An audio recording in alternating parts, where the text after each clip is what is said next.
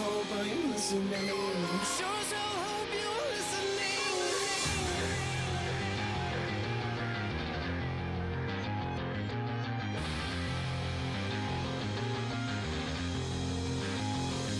It's time to take a hold of what belongs to me. It's time to walk away with no apologies. Voices in the mirror spoke quietly. Now screaming black and white.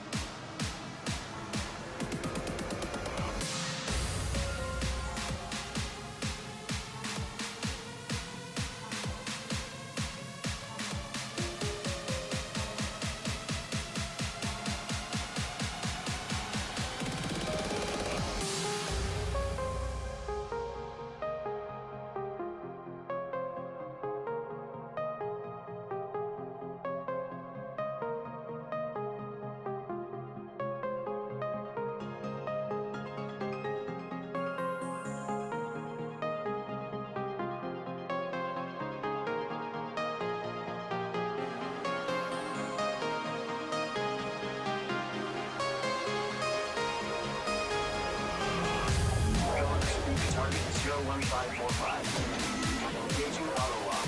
Ready to shoot the obstacle down.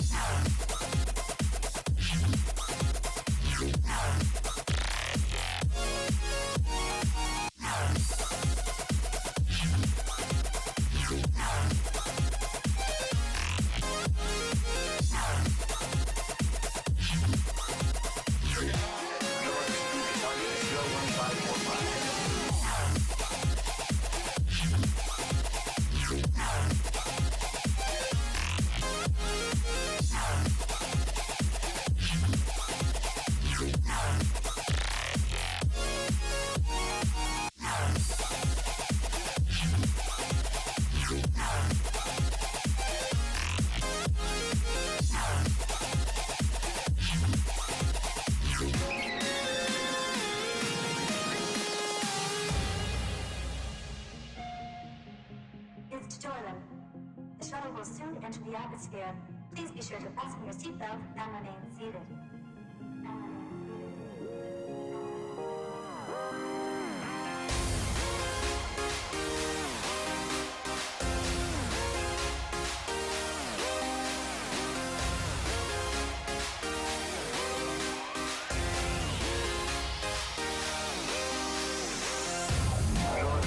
Target 01545.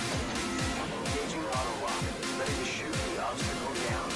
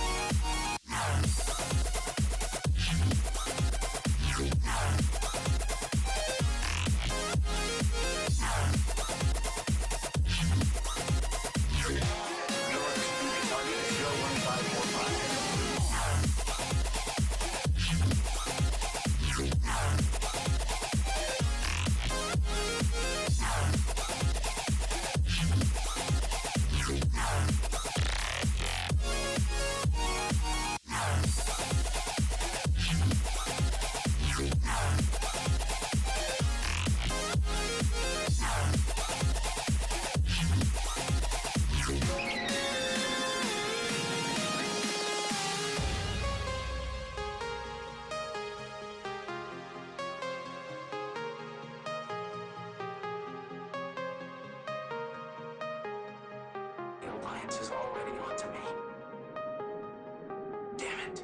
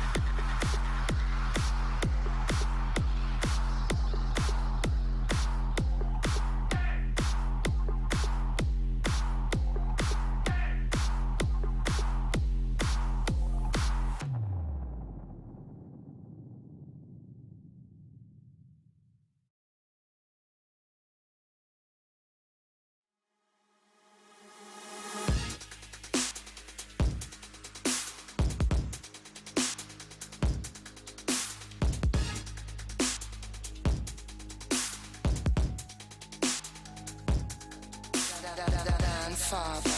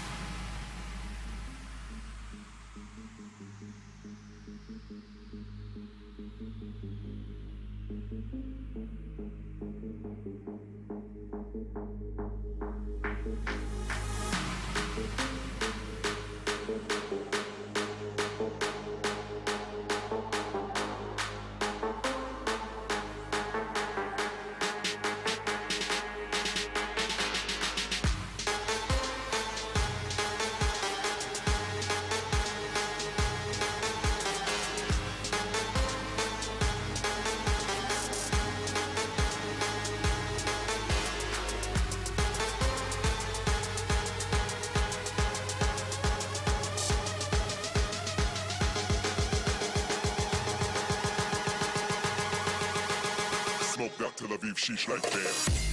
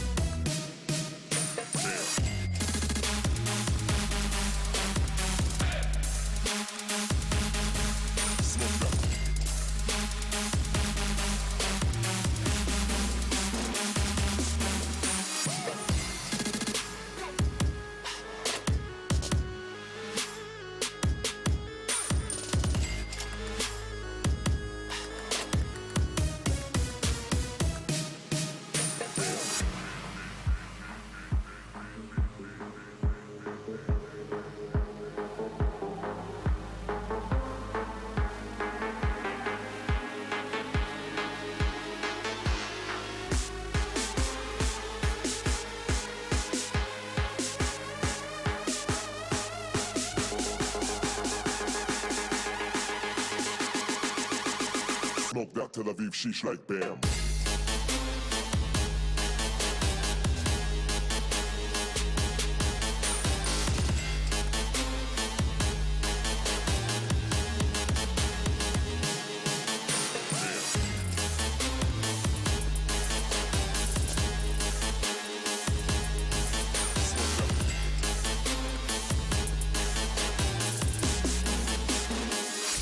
Sword fighting.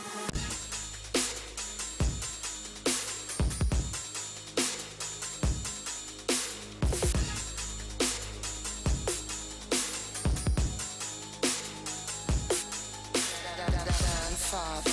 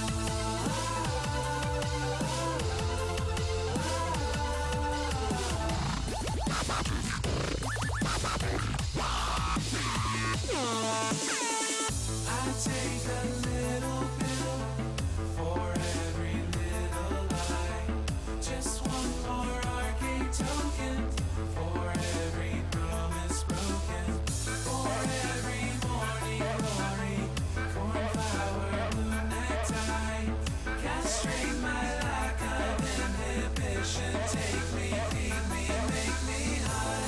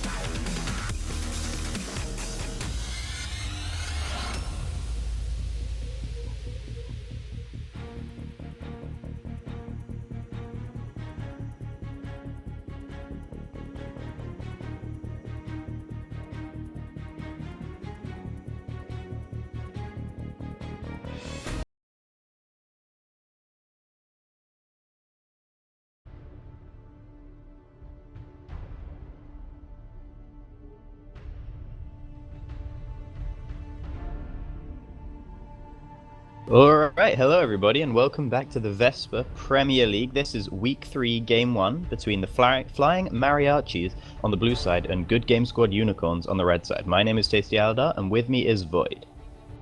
Welcome everybody. Another week, more games to play. And we're already into the picks and bans, with the Flying Mariachis banning out Fiora and GGSU banning out the Lulu. Alright, okay, so the Lulu ban, I believe it's Nuri that's been playing quite a lot of Lulu lately, so the ban makes some sense, certainly. The Fiora, another pretty classic ban, one that you always expect to see in and around high-level play, high-level competitive play. Yeah, and Lulu, even not going to Nuri in the mid lane, can be flexed, as we have all seen numerous amounts of times, to the top in support role. Or quick bans, the Poppy and the Anivia.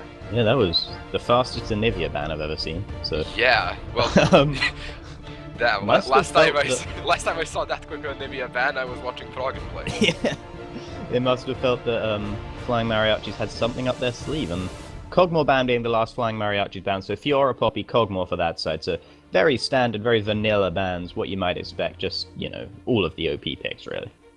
Yeah, Kog'Maw right now is pretty busted. With the passive attack speed now coming from his W, meaning you don't have to scale Q at all if you don't want to. Another slightly strange ban. I mean, it makes a little bit more sense from GGSU. The Nautilus is their last ban, and that means the Malphite has made it through bans, and it is instantly picked up by Highlander. I imagine he'll be playing that himself for the Flying Mariachis. Well, Nautilus could be targeted both at the top laner and the support, possibly even the jungler, though rarely seen in the jungle. It might be a ban because the new bot lane of GGSU, of Teddy Bear and Mambo, might not want to play against the Nautilus. Possibly what they planned out could be stomped by something as tanky and with as hard as an engage tool as Nautilus. Matara currently hovering the new iteration of Disco Nunu. Hopefully won't be seeing any of that in our games. It's just not the same anymore. It's just not the same. I mean, he's trying, but... Well, A for effort. Yeah.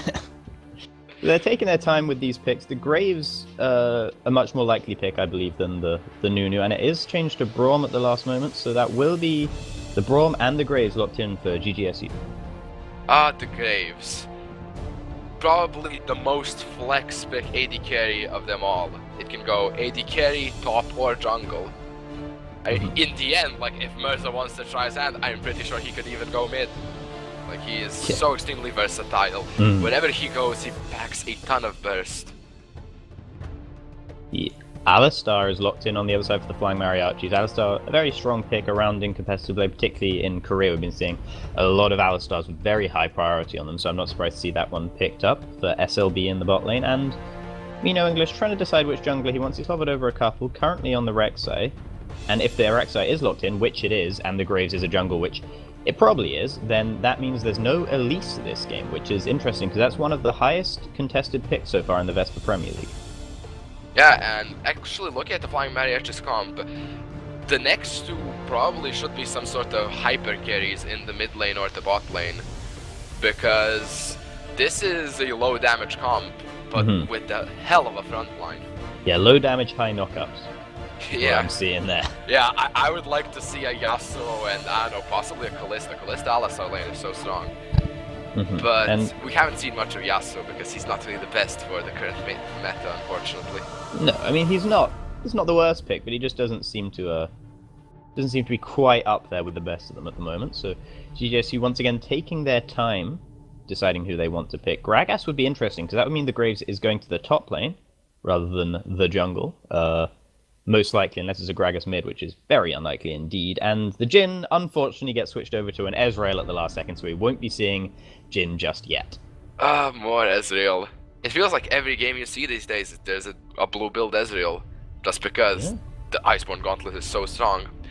And with the current changes to Murder Mana, I'm actually interested to see if he'll go with the more crit-centric Essence Reaver build to have a sustained damage output, or will he just be looking for that Murder Mana burst? Yeah. Talking about the Gragas, actually, now with the W changes to his Drunken Rage, I have seen here and there a few solo lane Gragas's, just because you can wave clear a bit easier, though, as you said, it's probably going to be Gragas jungle and Graves in the top lane. Yeah, it would be very surprising and very confusing if that was what was brought out, though it could come to their advantage if they bring out something completely surprising to throw the flying mariachis off a little bit. However, I find it unlikely. The Caitlyn locked in for Just Brought It. We'll be able to see he is standing in for Muyu for this game, and we'll be able to see if he's able to replicate the same performances we saw coming out of Muyu. Yeah, and we see a lock-in of the Victor as well. Victor in the last patch has gotten a nerf to his E damage, which means his death ray, which means that with the augment he can no longer clear as effectively as he did before. He can no longer just one-shot the wave and go roaming or push the lane even further, which is definitely interesting to see him being picked up. Still a moderately strong pick in my opinion, but not as strong as he used to be. Yeah, the wave clear was really the hallmark of Victor up until recently, so it'd be interesting to see if he can fit into this team. He does bring quite a decent amount of damage as well, and Caitlyn also bringing a fair amount of damage, so they're not exactly they're not the hyperest of hyper carries like you maybe were I looking expected for. a bit more, to be honest. More scaling, like a Tristana or something. Just like have that strong late game in it. Oh, the mid lane Corki. The mid lane Corki. Okay, so that shreds so hard. I'm getting flashbacks of solo Q getting like Q autoed to death. But Corki that just packaged in.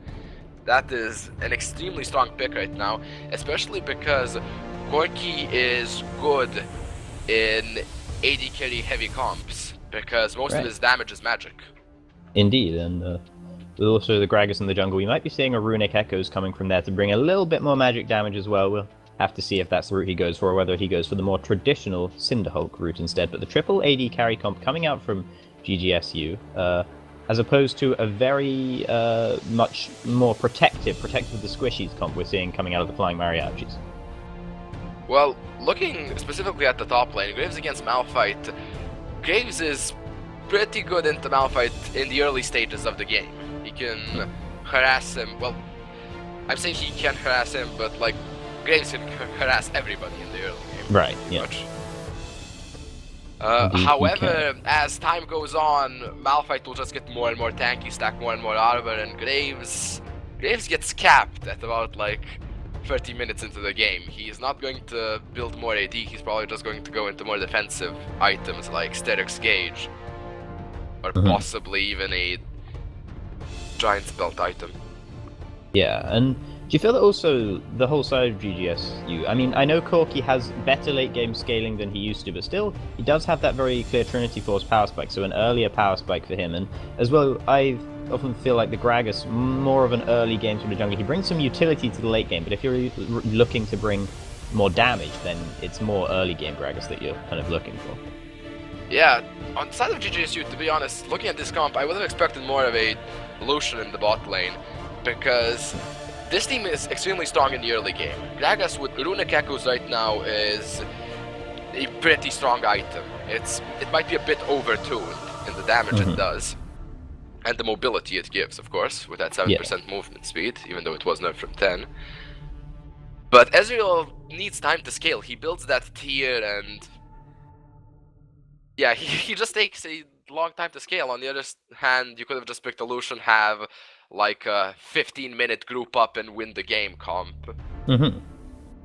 Yeah, and you feel like that would have been particularly strong now that Nuri not going to be able to wave clear quite so effectively on that Victor anymore, so would have been better. But however, grouping up, you feel, does benefit certain champions on the side of the Flying Mariachis as well, because if the enemy team groups up, that is exactly what the Malphite and the Alistar will be wanting. Yeah, but I'm not sure if there's anybody who could really stop the split push. Like, go into a 4-1 formation or something like that with having Graves or something splitting.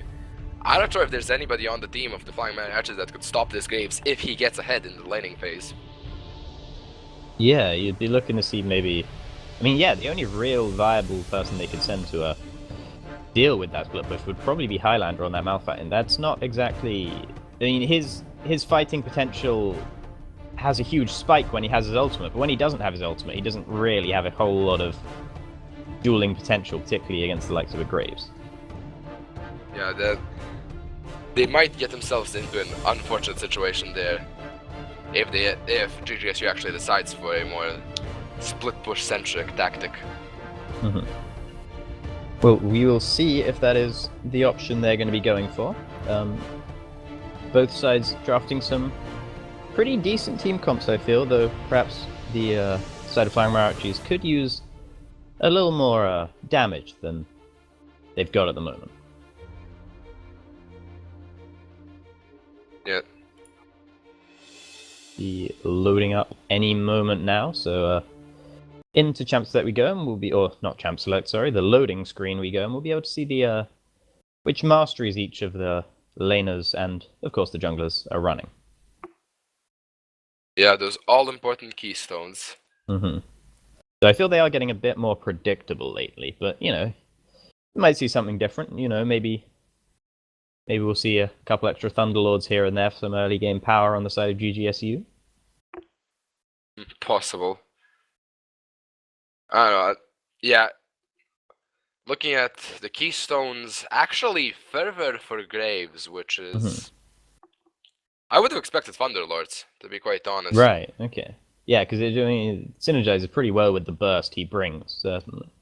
Yeah, Graves might not be the best one to use Fervor, since you do have that reload, and it can get kind of awkward. Yeah, you can get to 8 stacks without much problem if you just, like, burst it completely, but you're here for the burst, not for the sustained damage.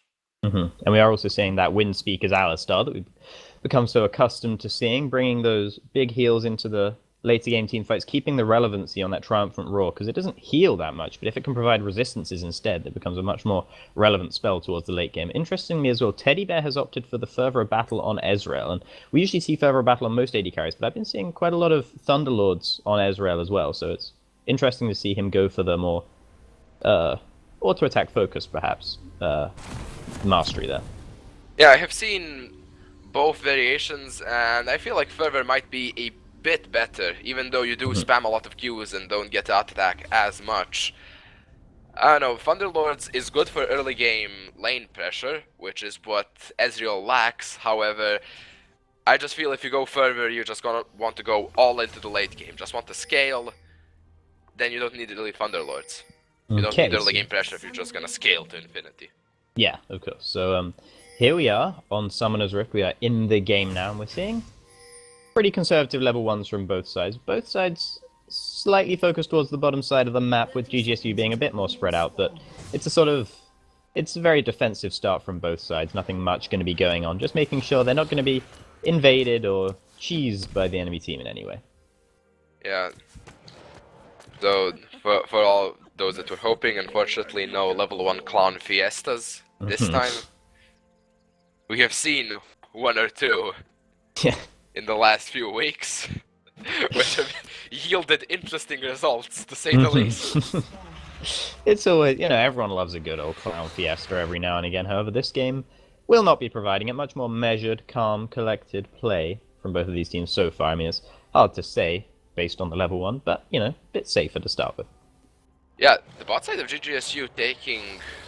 No, I thought they were going to take Gromp, but Gragas was just roaming around. So it's just going to be a normal bot lane leash for both sides. Yep, standard lanes as well coming out. We are seeing Highlander being perhaps a little bit late to the top lane, but nothing too major. Mirza, interestingly, did start the Doran's Blade on Corki. And I mean, Doran's Blade doesn't seem like that odd of a start, but I have been seeing quite a lot of Corrupting Potion starts on Corki. Yeah, Corrupting Potion is good if you just want to harass and sustain back up, because of that Corrupting Potion burn, plus you're gonna expend a lot of mana if you want to harass his Corki. Yeah, I was seeing the bot lane being pushed in already. I just brought it an SLB for the Flying Mariachi. Some good damage coming out of Mirza actually onto Nuri, but he does have that kind of defensive Ghost Summoner. Ghost, an interesting summoner to bring to the middle lane actually for Nuri. Well, probably just wants to juke away all the rockets if he gets into a bad situation. I don't know, it's kind of weird. I would expect Barrier, to be honest. There is a large amount of burst on the side of GGSU, looking at Matera and Mirza. The Corki and the Graves can definitely do a lot of damage in a few seconds.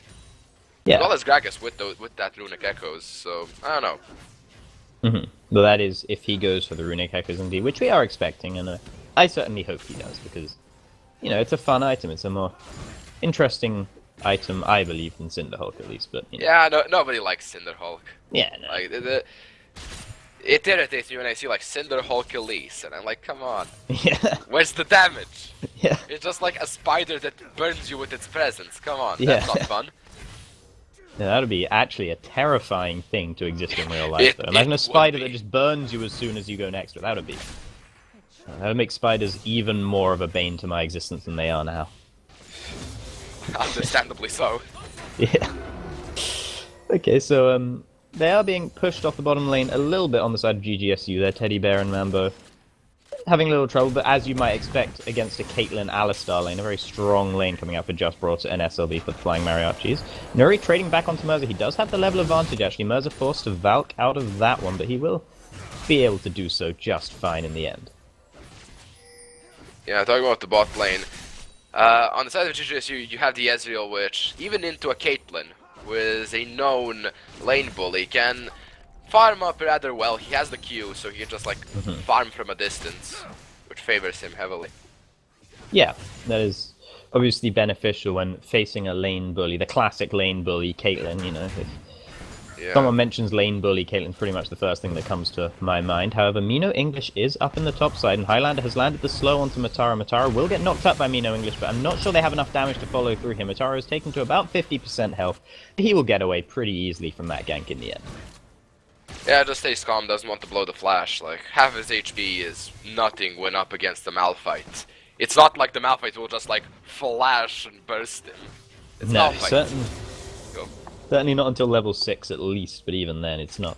Even then, yeah, if he's not building any AP, or doesn't have any magic pen, it won't do much. However, we see... Mino is actually coming back towards the top side, and I think Matara might have been having a little bit of internet trouble here. We do see the pause coming out from GGSU there, so that's some unfortunate timing perhaps, but I can't see Matara getting out of this one. Yeah, the thing... Yeah, Matara DC'd. Okay, so, will he get out alive? Yeah, find out next time on... Or, actually, find out right now, because it's counting down. 2, 1, play resumes, and Matara finds himself in a whole world of trouble. Welcome back to the game, buddy. Does get the quick draw away, and he actually flashes as well to try and get out of it, but the knock-up is there with the tunnel from Mino English, and he's going to be taken down by that last bite there. Mino English picks up first blood for his team, and Matara, unfortunate there, but, you know, did still try and get away from it, and almost managed it in the end. That was pretty unlucky. He almost got away, and you could see when he had the lag issues that he was just like standing still and could see your Rek'Sai. That's pretty unfortunate for him. But hey, I'm sure he'll bounce back. He's playing Graves. Yeah. He is now back with 2 long swords.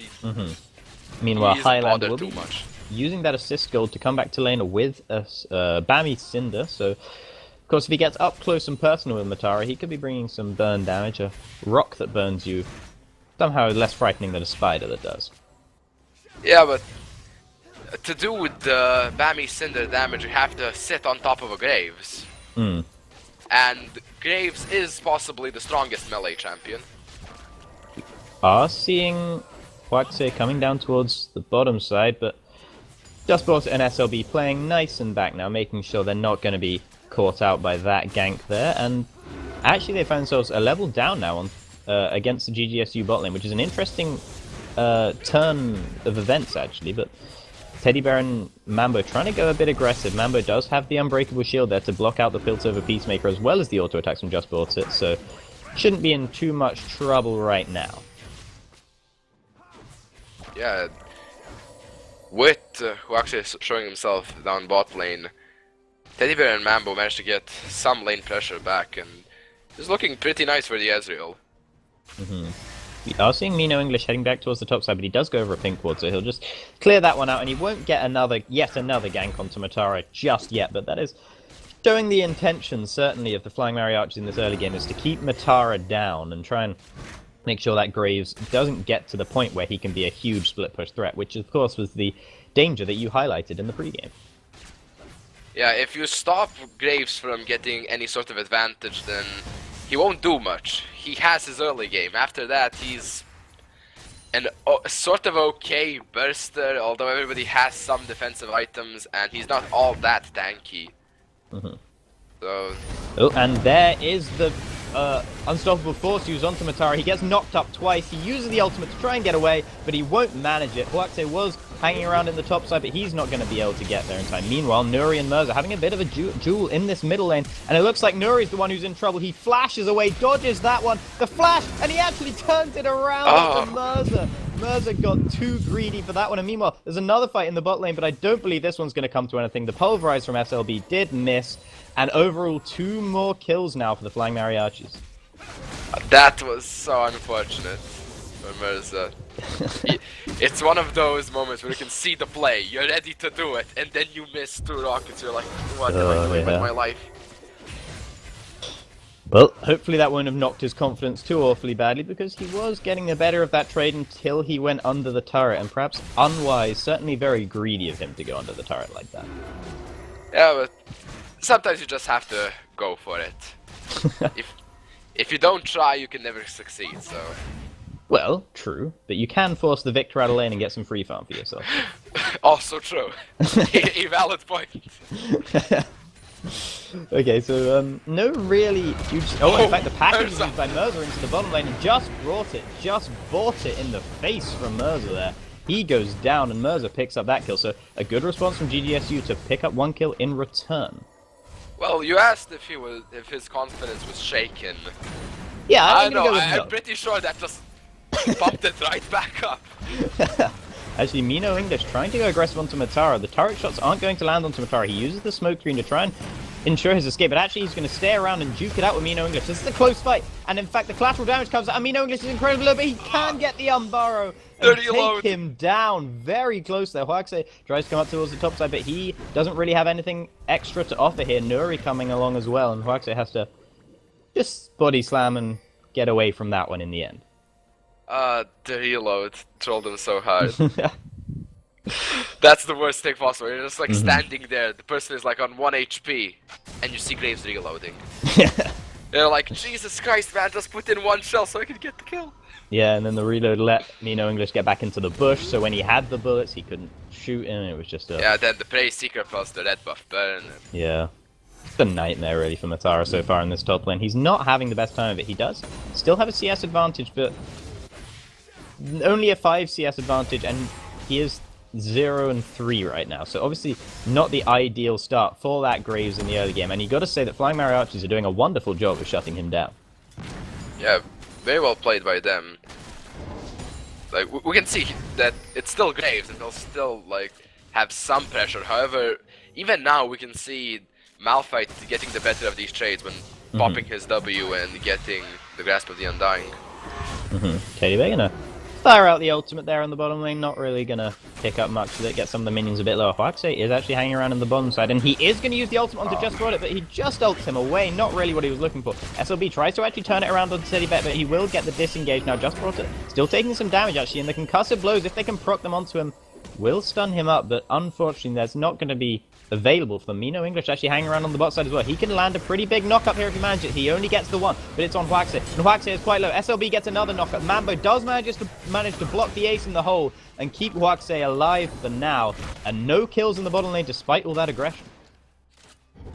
Yeah, I have to say, I'm not too convinced by Huaxe's Gragas this game. It hasn't been doing a lot. Like, yeah, he's up in farm compared to the Rek'Sai. However, the Rek'Sai is 3-0. Like, Mino English did exactly what he wanted to do in camping that top lane and getting an advantage for a Malphite. Or rather to say, decreasing the advantage for Graves. Yeah. While we haven't seen Gragas doing all that much, like covering a lane or 2 and just farming in the jungle. Yeah, and with all of that time he's been spending farming rather than ganking, he's only picked up a 6 CS lead onto Mino English, and Mino English has been all over the map making, well, I say all over the map, mainly in the top lane, but still, he's been making several plays so far, as you can see by his scoreline. He is going for a Cinder Hulk build, so he's not going to use that advantage he's got to bring too much more damage to his team comp, but certainly he will become quite tanky and very hard for GGSU to try and take down as they get later into the game. Yeah, well, yeah, going tanky on Rex is probably the best course of action, especially with having Caitlyn. Like, once the lanes break, Caitlyn won't be that effective until like 3 to 4 items. So that's when you get into the survival bit of the game. So it's not lost yet for GGSU, even though it's not looking like the best situation ever. Now that Gragas has his Runic Echoes, that is a giant spike in damage, so we'll see if he maybe tries to go on the offensive a bit more now.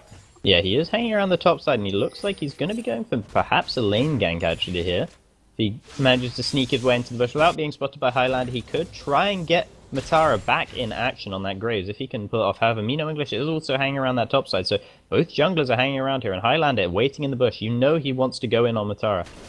Will he be able to do it? He goes in now, and there is the unstoppable force. Matara already taking the half health, but Huaxe with a very good ultimate knocks both of them back towards the turret, but it's not really going to be enough because the damage is so high out of Mino English and Highlander right now. Huaxe has to flash body slam away. Highlander still chasing. The Prey Seeker doesn't quite land, and he might get out of it in the end. Been taken to the bot lane instead, and it looks like Huaxe might be able to escape. He does manage it in the end. And barely gets out of that one. In that 2v2, Matara finds himself with a grey screen yet again. Yeah, and my guess would be he is pretty tilted right now. It was a good ult by Huaxe, however, Matara threw down his end of the line right onto them as Yeah.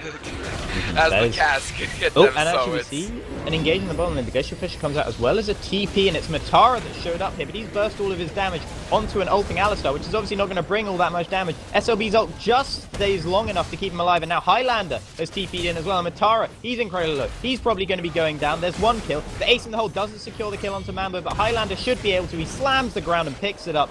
Just brought it, finds himself in a bit of trouble with Mirza, but he's actually able to try and turn it around. He goes down though. Mirza might not go down because Highlander is dead as well. SLB going to be taken down by Teddy there, and Huaxe shows up just in time to help his team clean it up in the bottom lane. So in the end, it's a 2 for 3. However, we have Mino English splitting the top lane and Nerdy pushing the mid lane. I know, it's like if they get both turrets, it's far from worth. It looks like they're at least going to get that middle lane turret and a good chunk of damage onto that top lane turret as well. Mino English might have to settle for just a jungle camp or two. He is going to take the red buff away, so it's not all bad actually for them, and they did take the mid turret as well, as you say, so still a pretty good trade for the Flying Mariachis in the end. Yeah, looking at this Graves right now, not going into the standard Yomu's or Black Cleaver build, actually going for Death's Dance. This would appear. Oh, and he might be dancing with death again. Mino English doesn't land the unbar, and Matara will be able to get away from that one with the use of his ultimate. End of the line coming through doesn't put all that much damage down onto Mino English, but he is once again forced away from the wave. However, Mirza is heading up towards the top side, and he does have the package, so this could be some trouble. Nuri tries to turn it, but it's dodged away from by Matara, and now Nuri is the one who finds himself in trouble as Mirza has come through with the package, and he takes him down. That was a close one. Actually managing to just juke away the Chaos Storm. Could have been another unfortunate This might not be over in the top lane, however, because Highlander is here. The Unstoppable Force doesn't actually land, but it might not matter. Mino English goes incredibly low. He's going to try and get away. The last rocket will pick him up there, and that's another kill for Mirza, who is getting pretty huge on this Corki. He valves over towards Highlander, trying to get close enough to do the damage he needs to. Matara might be able to keep kiting away from this one. Not quite. Highlander picks him up, but he's surely going to go down to Mirza, who has the red buff on top of it all. And Mirza is now 4-1-3 on that Corki, and he's getting pretty damn strong. Yeah, we can see Graves just finishing up the Death's Dance, and 0-6-4. You have to feel bad, like... That last play was worth for his team, but it has to shake your confidence when you're 0-6, even though you're not that far behind. No, yeah, I mean, his team is making some decent plays, though, around the other side of the map. They are looking to take this dragon. Mino English does go into the pit, and the potential for the smite steal is there, but Huaxe is the one who secures it. Mambo going very low, but he has the unbreakable shield. The ace in the hole gets blocked out by Huaxe, and it's only Mino English that goes down in the end for that one. So another good play by GGSU, and they've brought themselves back level on gold. Well, I don't know, I wanted to say you have to try to steal, but you don't have to try to steal. Like, it's first dragon. Yeah. Like, Don't risk it. Mino English did have flash, which is, I don't know, kind of weird. But didn't expect that much damage coming from the side of GGSU, probably. Yeah, I think he was... burrow in, smite and flash out, probably. But Yeah. I don't know, it's first dragon. Don't overextend like that. Come on. Yeah, I mean, it was just a greedy play, really. I mean, I get that he's probably feeling very strong right now, and he's actually heading towards what looks like a Titanic Hydra, I believe. So he is building some damage, certainly. It's certainly the tankier of the two Hydras, and I'd be very surprised to see a Ravenous Hydra on Rek'Sai. But the Titanic Hydra does show that he is wanting to use this advantage he's built himself up to go more aggressive and make more aggressive plays like he did just then, but perhaps he needs to temper them a little bit with some caution. Yeah. I don't know. Well, actually, speaking of builds, looking at Gragas' inventory, this is a next item ZZ Rot. Probably. Looking at the Negatron Cloak and the Raptor Cloak. Yeah, I mean, I doubt he's building Omrek or Abyssal, so I imagine it will be the ZZ Rot. Weird to see. So the ZZ Rot Portal. ZZ Rot Portal has once again been re-enabled on all servers. And is right now a pretty strong item. Not just because it can push a lane so hard, but also because every minion that the ZZ Rot Portal Voidling kills, you get the gold for it. Which is a nice source of income. Definitely. Yeah, certainly. I think we're also going to be seeing what might be another ZZ Rot coming out of Highlander. He could be building an Abyssal, actually. That is not the worst item on Malphite, but I'd be happy to see it going into a ZZ Rot, I feel. It is a very strong item. However, in the bottom lane, both junglers are here once again. Amino English gets a knock up onto Huaxia, who body slams back towards him. Mirza has shown up as well, and both top laners here. Highlander actually turns it back around. Mambo, he's down. There's one. SLB is going to go down in return, and it was Mirza that picked up that kill. Nuri, he's on the backline. He's the victor on the backlines, and he goes too deep, gets taken down after picking up only one kill. Teddy Bear just about gets out of it, and now Just Brought It might be in a lot of trouble here. He has the heal, but Mirza is huge right now. Mino English, Teddy Bear stayed around too long, and Mino English was able to take him up on the backside, but that was another kill for Mirza. He is 6-1-4 now, and again, a very, very close fight between these two teams. Highlander trying to get the slowdown to help Mino English escape, but Mino English might not be able to get out of this one. He probably has the tunnel up soon. He's actually going to try and turn it around onto Mirza. He uses the smite, but Mirza has the heal, and he baits him in and picks up the kill. Mirza is godlike.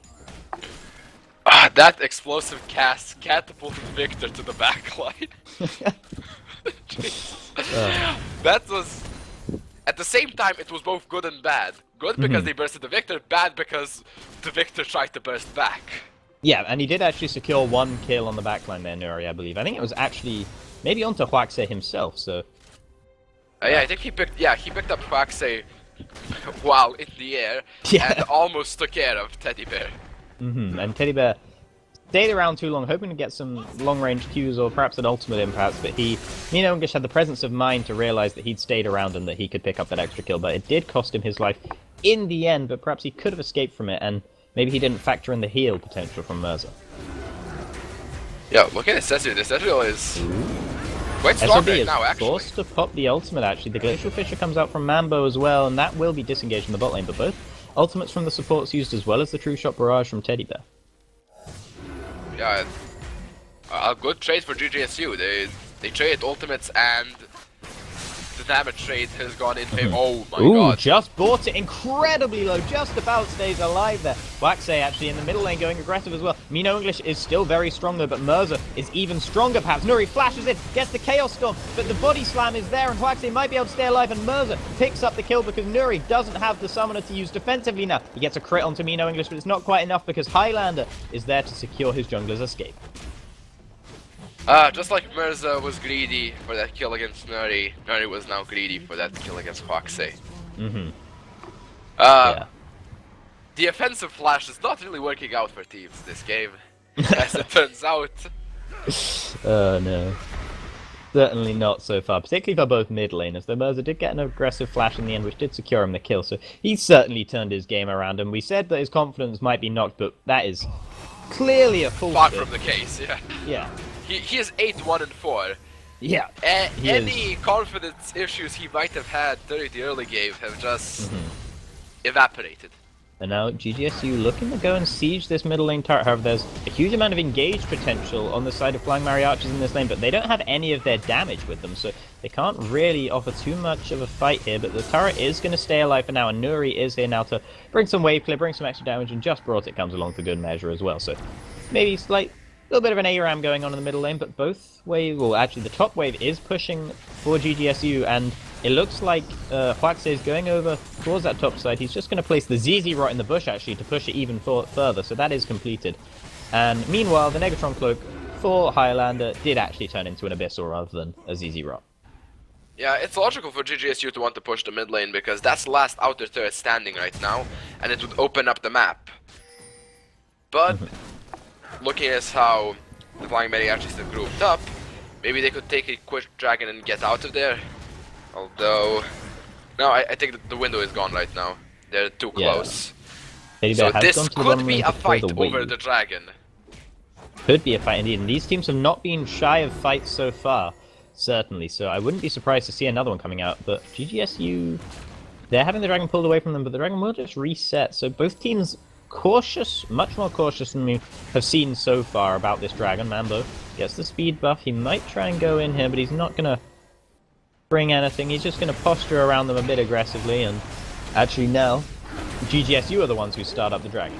And it looks like it's going pretty low actually, and Huaxe, if he has his smite on point, might be able to take this one down. Mino English goes in there, but the smite does go over to Huaxe. And meanwhile, the fight's broken out on the other side. Matara, he's low, he's in the Chaos Storm, but he's going to stay alive. Highlander is ignited, he has to get the big knockup from SLB, who has his ultimate running, but can't stay alive through it. Teddy Bear picks one up. The other support is picked up on the other side. Mambo goes down.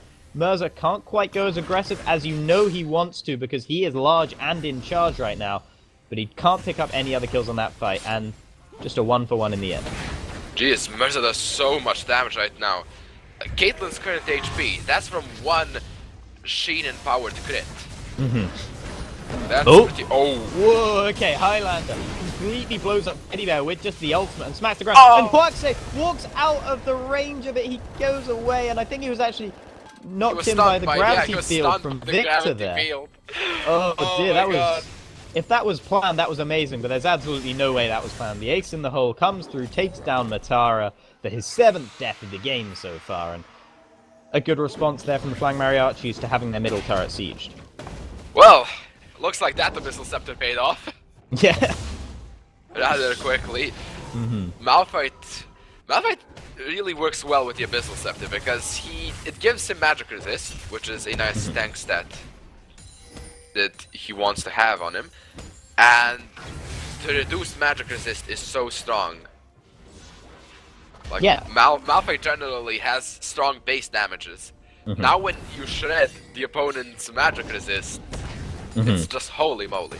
And it shreds it for Nuri as well, and Nuri, who can't really build it himself because he wants to stay quite far away, usually, from the people he's looking to burst with the Death Ray from afar. But if Highlander can get in there and shred the armor, or the magic resist rather, for him, then it's very beneficial for him indeed.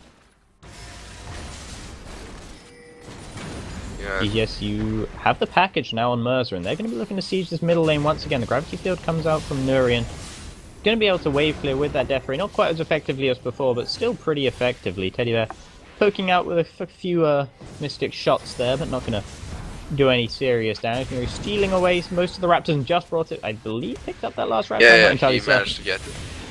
Meanwhile, Matara, he's TPing in actually because Highlander's on this top turret, and he's going to just ignore Matara's presence and take the top turret down. Highlander might find himself in trouble though actually now, and the collateral damage goes through him. He did ult away from that one, and it looks like he will be safe for now. Matara not going to go chase onto him. GGSU trying to respond with this turret in the middle lane, but they don't quite take it down. Amino English actually engages, but it's disengaged pretty well from Mambo with that unbreakable shield, and it looks like the Flying Mariachis have held on to that turret for now, but with the next wave we could see it falling down. That was kind of weirdly played by Matara. The instant ult trying to burst the Malphite before he pops his ult. I think he could have just like orb walked and followed him without much trouble. But we seem to have another pause in this game. Do indeed. Okay, this could be a This slightly could be a extended longer pause, one. perhaps. But it gives us time to look over the various item builds we're seeing so far and see what you like and what you dislike, because, you know, you are the authority in this situation. Anything Okay. that particularly stands out to you there? What I like, the last Whisper on the Ezreal is gonna be pretty good against this Malphite. Like, he's stacking a lot of armor, and you really need the percent bonus armor reduction that Last Whisper gives you. Mhm. Mirror Mana right now is weird with the recent changes because you can't turn it off and on. It just stays on whenever attacking champions, and it instantly turns off when you're below 20% of your maximum mana. Mhm. Which is something I haven't seen enough of to see if it's a nerf or a buff. It's a nerf to players who know when to turn on the Mirror Mana, obviously. Yeah, but for silvers like me, it's a huge buff to that item. Yeah, it's a giant buff for everybody that forgets to do so. Yeah. And yeah, cancels out one more micro part of the game, Yeah. which might be difficult for some players. Looking at Matara's build, I feel it's so weird. Like, I understand the Maw of Malmortius. It's such a strong item against APs, but the Death Stance, I'm just not seeing it. Like, Yeah, I mean, it's a decent item. Don't get me wrong. I feel like Death Stance is an item I want to like. mhm. Like, it Yeah. feels so cool. It has an interesting passive, well, interesting passives. But I just feel like you should get the Black Cleaver, especially against the Malphite. Just get the Black Cleaver, shred that bonus armor he has, or a Yomu's for some flat penetration. Yeah. I just feel the lack of armor pen, I feel, is what's killing this Graves. Well, and the fact that he's 1 and 7, but Mhm. despite being 1 and 7, he's been keeping pretty close in gold. Yeah.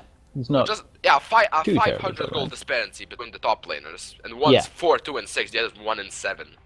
Mhm. Well, But and Malphite 7. is a notoriously ungold reliant champion. Yeah, So he can That operate is with true. lower levels of gold. So he is comparatively, it's probably stronger than it looked when looking at the gold. However, one thing that is as strong as it looks with the gold is the fact that Mirza has a huge advantage there in the middle lane.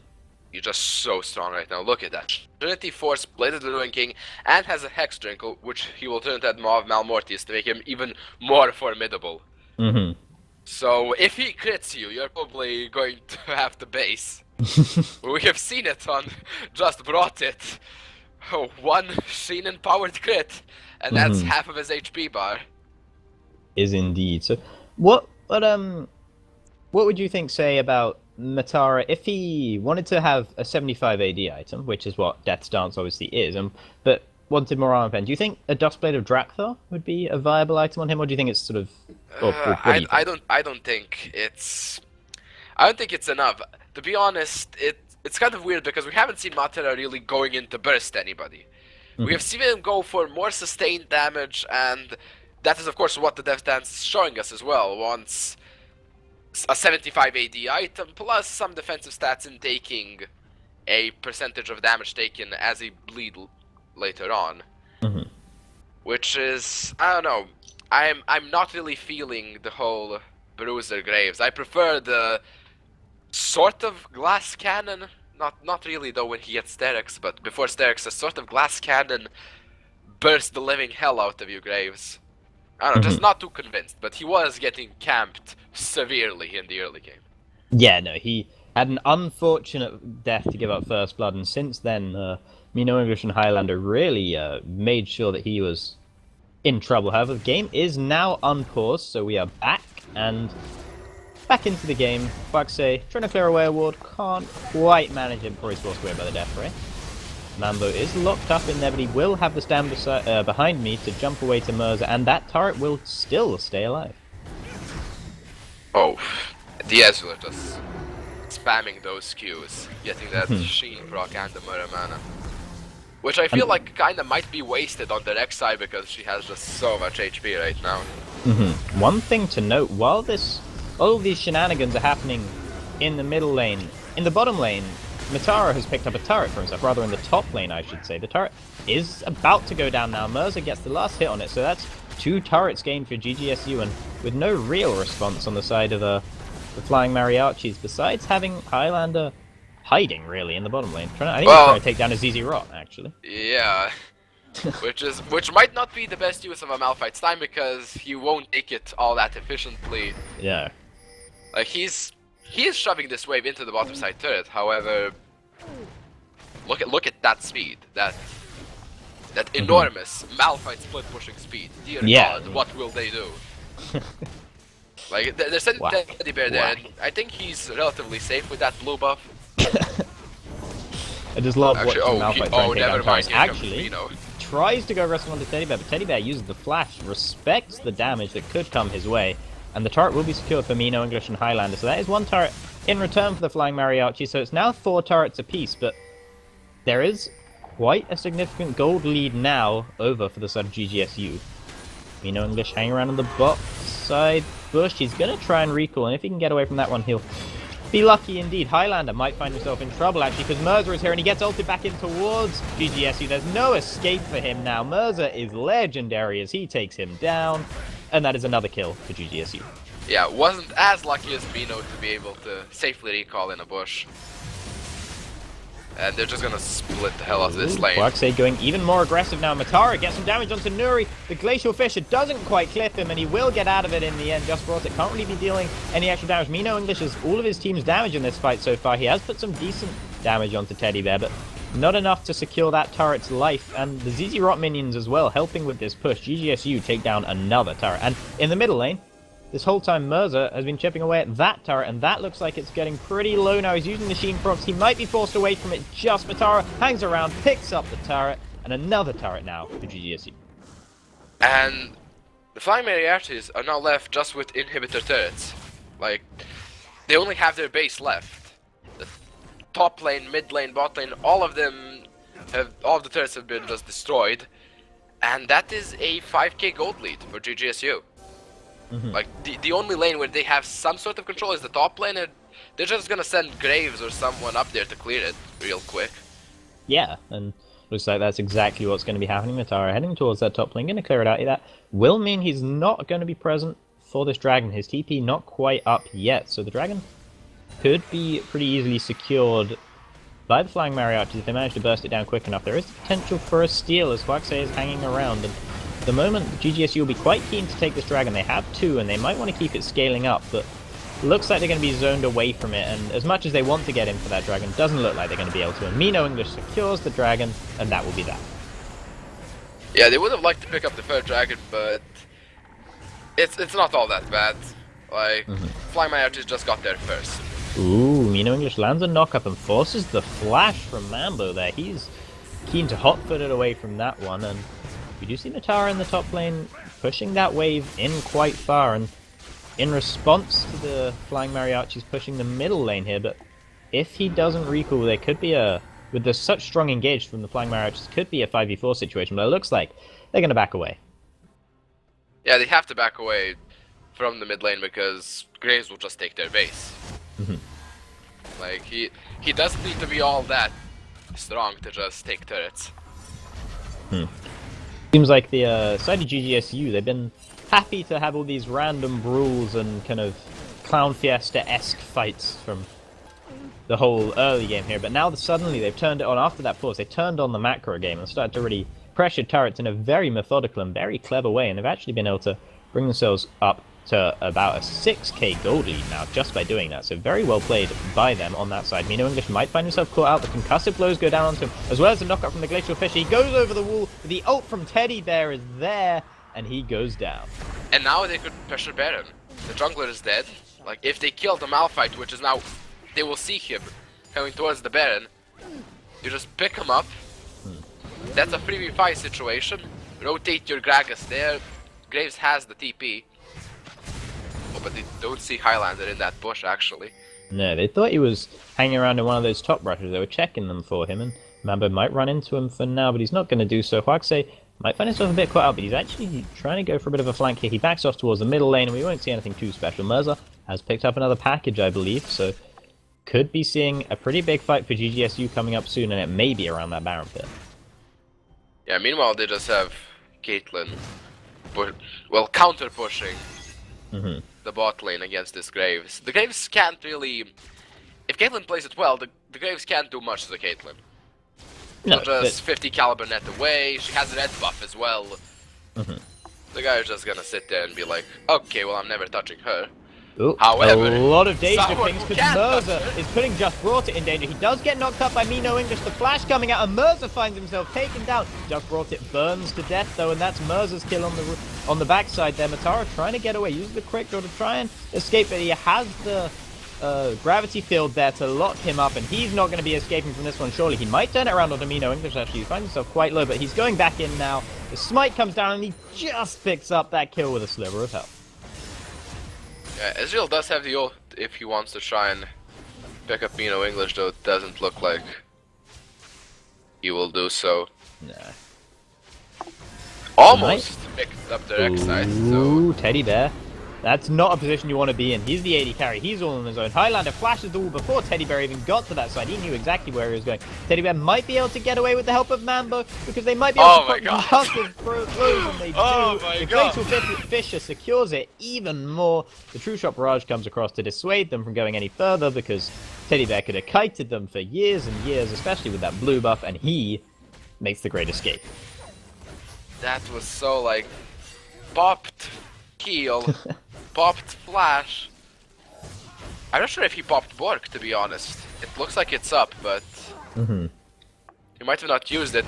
Then in comes Mambo with the Locket of the Iron Solari for the shield and the Crucible for the heal. Holy moly, that was just like, that was living in a danger zone. Yeah, that was absolutely living in the danger zone. Luckily, he had Mambo to have his back there, so Teddy Bear finding himself in a pretty strong position. Not as strong as Merza, of course, because Merza is 10, 2, and 5 now on that Corki, but he does have better late-game scaling than Merza, so he should be the one who's looking to take over the late-game team fights for his team and really start bringing the damage. Yeah, but talking about people who scale, look at this Victor. He is definitely strong right now. Has 400 AP without Death Cap, and has that Void Staff. Like, everybody has been stacking magic resist because of all that Malphite and Victor damage, and now he'll just ignore it. Like, that Locket doesn't mean as much anymore. Yeah. And those, of course, Maws of Malmortius. GGSU, they're taking the inside route, actually, to this inhibitor tower, and it's going to go down before there's any real response from the Flying Mariachis. Now is the response. A knock-up from Mino English, but he finds himself locked up, and he gets deleted very quickly. Nuri, he's stunned up. Highlander going in as well as SLB. They land several knockouts, but Matara is now here as well. SLB has the Unbreakable Wall that he's going to go down. Huaxi tries to turn it back around onto Nuri, and he just gets him, but he dies as well. Teddy Bear goes over the wall. He gets crit, though, by Just Brought It on that Caitlyn, but they both go down, and it's just Highlander left alive for his team, and he's got the concussive blows onto him. Merza picks up that kill, and this is probably going to be the end of the game now for GGSU. They have 2 AD carries up. Corki in particular will be melting those turrets, and this should be the end of the game. Well, they do have Alistar back up in 10 seconds and then Rek'Sai in 13. Although with the second dragon buff, doesn't look like it will be enough. No, it doesn't look like it's going to be enough, because SLB will be back up. Amino English, he's barely going to be alive in time to help with this Nexus. Merza tries to get away from SLB. SLB tries to delay it, but it does go down. The Nexus is killed, and that is the first win in this series for GGSU. As I say, they looked pretty good. Even with Matera struggling in the top lane in that early game, they didn't look all that bad. Solid performance, particularly from Merza, able to Merza was really just run godlike. through there. Jesus. that damage was obscene. Absolutely incredible. So, that will be it for us for now. We'll be back in a moment to bring you Game 2 in this series between the Flying Mariachis and Good Game Squad Unicorns.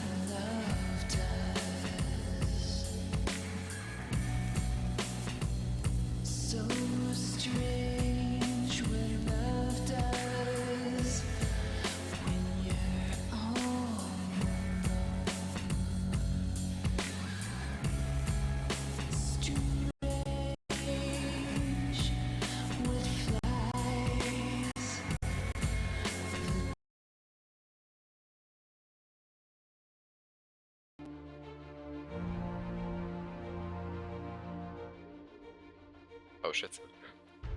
Hello and welcome back everybody to Game 2 in the first match of Week 3 of the Vespyr Premier League between Good Game Squad Unicorns on the blue side and the Flying Mariachis on the red side. My name is Tasty Elder, and with me once again is Void. And we are back for another one. Let's see if the Flying Mariachis can jump back into this. So, first ban, Anivia again.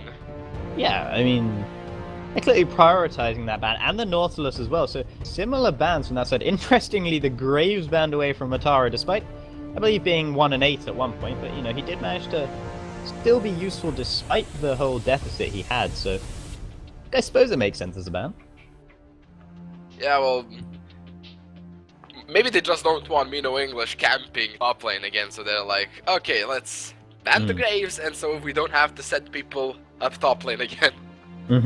The Malphite ban as well. We saw the Malphite being pretty strong in the last game for Highlander, though it didn't really bring enough carry potential for his team. They didn't get a whole lot of huge engages off of it, so they're just going to ban it out instead and make sure GGSU can't pick it up for themselves. Yeah, probably want to try a bit different team comp this time, and they're just like, okay, if we're not gonna pick Malphite, let's make sure they don't pick it as well. Probably the best course of action, to be quite honest. Yeah. Kog'Maw, the last ban, interestingly, on blue side there, so obviously Teddy Bear doesn't feel like he can play that Kog'Maw. It doesn't feel like it's worth first picking for his team, so they didn't want to risk Just Brought It getting it on the side of the Flying Mariachi, so they ban it out on the blue side as well as their Anivia and Nautilus. Rek'Sai the last ban as well for the Flying they're Mariachi, just like, so that's another they one. banned the Graves and all the champions they played. Yeah. And just like, we see first pick of Lulu, because Lulu is open, and like, of course you're gonna pick Lulu, because she's so busted. Yeah. Lulu, a very strong pick right now, and is actually banned away by Good Game Squad Unicorns against probably Nuri in that last game, and now they're looking to first pick it away from him again, so didn't make it through all the way to the Flying Mariachis for them, which I'm sure they're not best pleased about. Yeah. I'm still thinking, like, are they gonna pick this Fiora? Like, Fiora was banned last time, because she's just so strong right now. Will Highlander look for something a bit more aggressive by picking it? We see a cover of Alistar, which Alistar was okay last game. Like, yeah, SLB had some pretty solid pulverizers, and not the most impressive Alistar I've ever seen, but it was okay. It was solid. Yeah, exactly. And we the see a lock-in of the Echo. Echo also could be flexed quite a lot. He could go into the top lane, in the jungle, or mid lane. Although we have seen, like, most Echoes we have seen in the last, I don't know, well, I want to say 5 patches, but I'm not sure if I've seen an Echo in 5 patches, to be quite honest. Has usually been with that Cinder Hulk in the jungle. Now with the Runic Echoes, he might be a bit stronger of an early game jungler. Speaking of stronger early game junglers, on the other side, a cover of the Lee Sin. Yeah, the king of all early game there, Lee Sin. So, Huaxei probably going to be picking that one up, perhaps, as well as the Braum would make sense for Mambo. He had a very solid game in that last game on that Braum, and wouldn't be surprised to see it again. Had some very good Glacial Fishes in particular, I felt.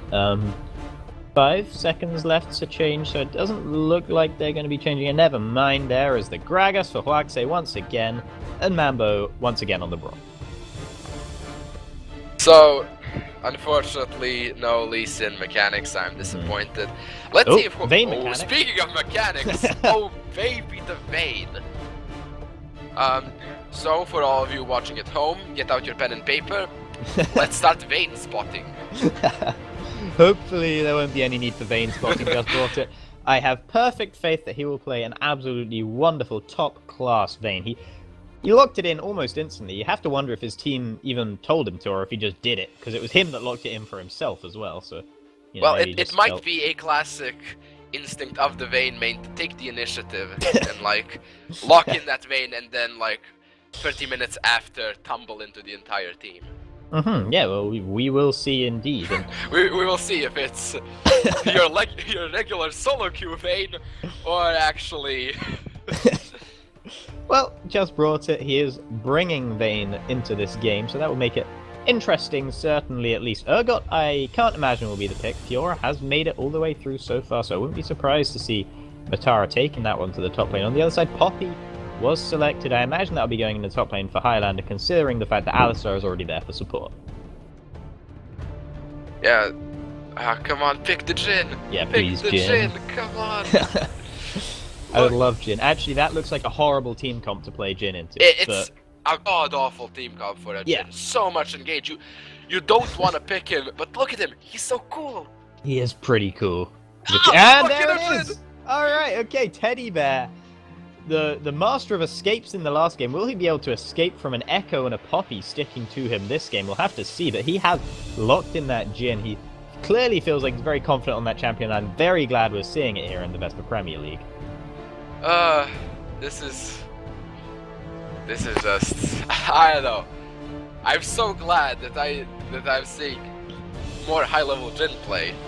However, against a Poppy and Alistar and the Vayne, Yeah. not quite sure about that one, mate. Yeah, and if the Echo goes tanky as well, perhaps picks up a Dead Man's or some items along those lines, that is Just a be very like- sticky Echo, which you can't really rid yourself of too easily if you're a Jhin. The last pick, looking to be Victor here for Nuri. We saw a decent Victor performance from him in the last game. Nothing too special, but he did have some decent presence, though there are a few ultimates which didn't quite land. He does lock it in the end, and still hovering Ghost. Yeah, now he's up against a Lulu in the mid lane, so I don't know. Victor against Lulu is kind of weird. Generally, because Lulu is such a safe laner, and Victor tends to be also somewhat safe. It's weird. I don't expect I say I don't expect any aggression. However, we see Mirza with that ignite, Yeah. and we're just like, okay, he's going to go all in and just spam the living hell out of that Glitterlands. Yeah, that is something that we do see some Lulus opting for in the middle lane. Mando also hovering the Ignite as well. So if those both get locked in, they do have 12 seconds to change them. But if they do go for those, then we might be seeing quite a lot of lane aggression on the side of GGSU. Mirza was definitely an aggressive player in the last game on that Corki. He has locked in that Ignite now, so hopefully we'll be seeing more aggression coming out of him.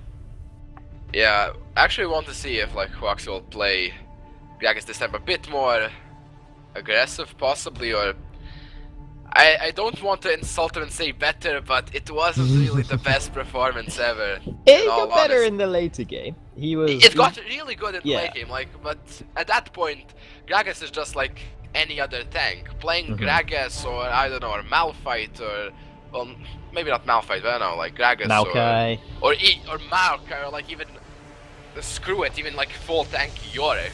You're basically the same thing. You're just there pumping out slows, possibly some knockups, and just I don't know. There's little room for error. Where we have seen a lot of room for error in the ults, we have seen a lot of error, unfortunately. Yeah. Though I'm not sure that using full tank Yorick as an analogy is going to be very effective, because I'm sure the vast majority of people have no idea what a full tank Yorick even looks like, to be honest. Well, they don't know what the Yorick looks like, but no, yeah, that's... end of story. Thankfully, we won't be seeing a Yorick in this game, though. The top lane matchup, we have seen Poppy as often somewhat of a counterpick, actually, to Fiora's.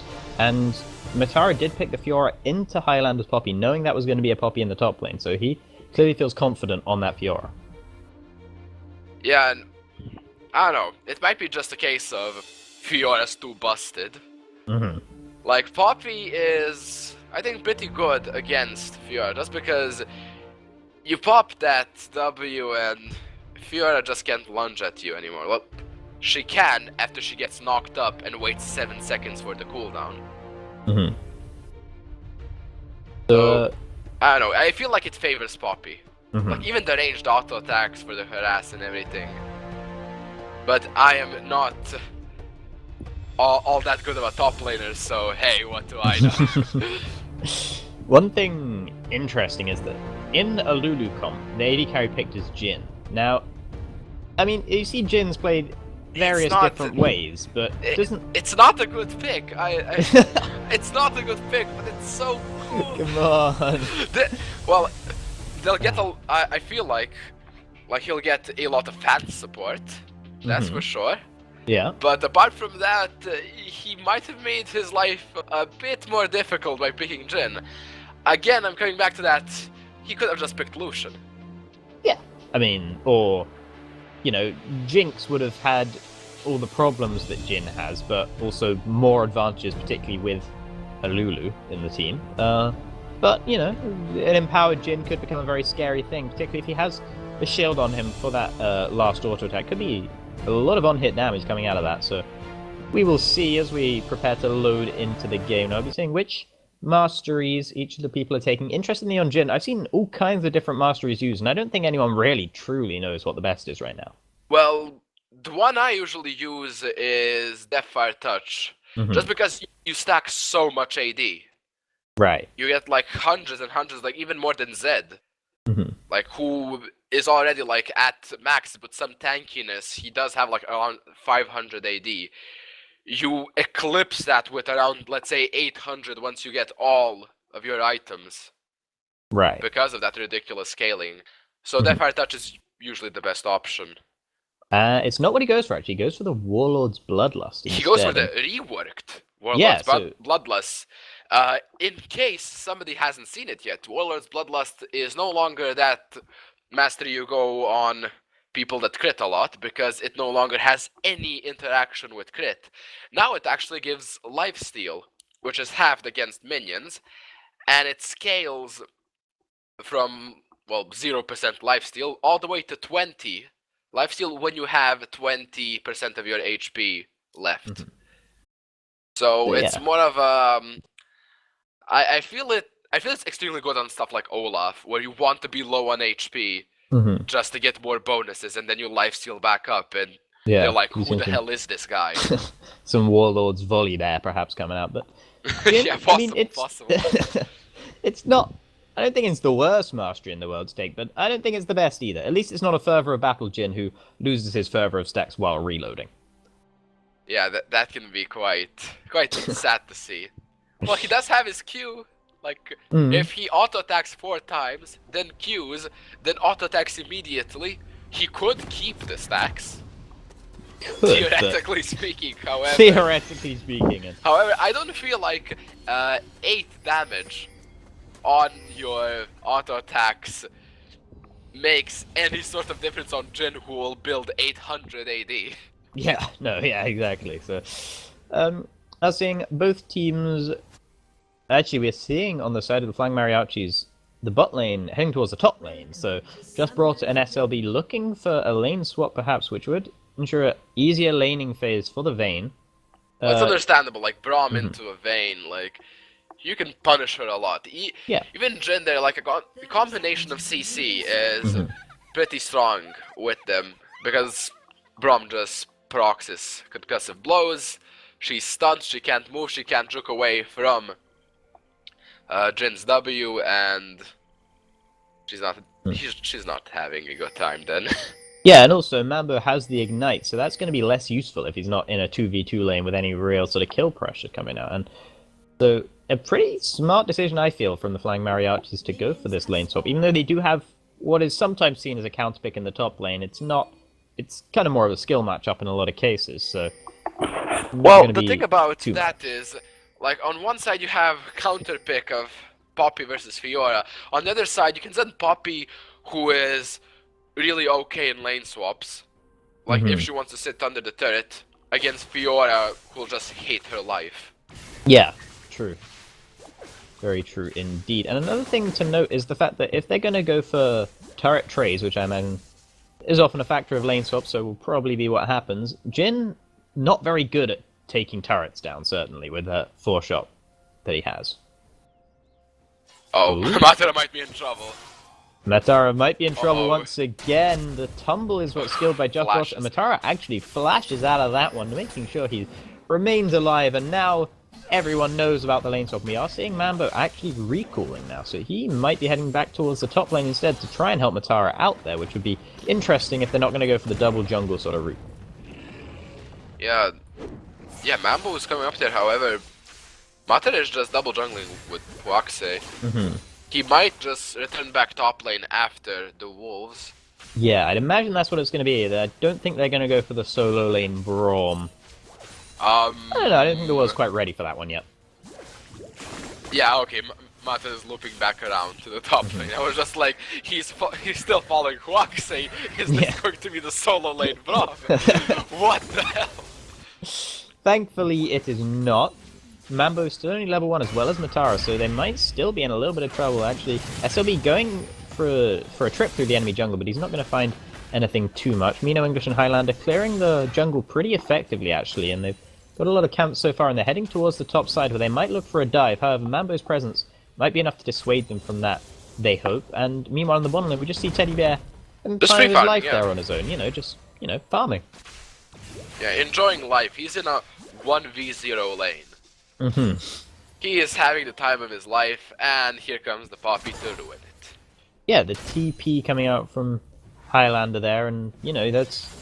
Poppy already does pretty well in lane swaps. If it's just the Jhin and no one else she's up against, she can wait until, he's reloading and then go in and get some CS, that sort of thing. So it shouldn't be too tough of a time for Highlander in that bottom lane. Matara is picking up some decent CS under turret here with the help of Mambo. So a decent adaptation from GGSU to sort of semi-negate the lane swap in a slightly interesting sort of way. Yeah, I know, it's a weird situation. We see Huaxe coming on the bot side for probably some counter jungling, or it looks like a dive, but I'm not sure if that's wise. I don't know, there's a decent amount of early game damage coming out from Jhin. He doesn't land the root. Highlander is quite low, but he does have a steadfast presence there to block any dashes, and that will mean that the body slam does not land, but it does force Highlander off the turret for a little bit. Huaxe still hanging around. However, Mino English has actually shown up as well, and Highlander gets the stun up onto the wall and gets knocked for 6 there. Huaxe going down straight away. A very satisfying kill there for Mino English.